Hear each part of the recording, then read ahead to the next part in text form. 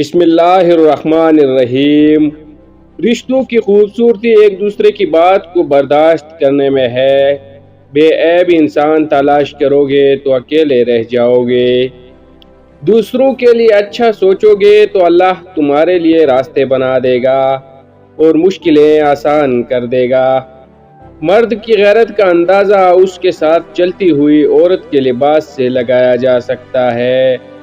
حضرت علی رضی اللہ تعالیٰ عنہ نے فرمایا، حق بات کی پہلی نشانی اس کی مخالفت ہوتی ہے، جس کی کوئی مخالفت نہیں وہ قطعاً حق نہیں۔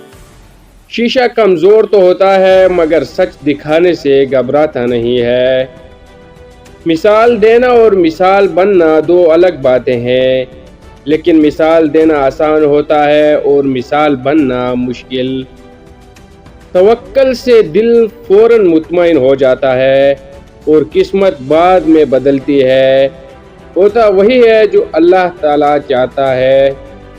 مشکل وقت کا فائدہ یہ ہوتا ہے کہ فالتو لوگ زندگی سے نکل جاتے ہیں، جو ہمارے سامنے بات کی ہمت نہیں رکھتے۔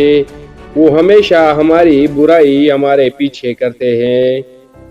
کسی کو ذلیل کرنے سے پہلے خود کو ذلیل ہونے کے لیے تیار رہیں، کیونکہ اللہ تعالیٰ کا ترازو صرف انصاف تولتا ہے۔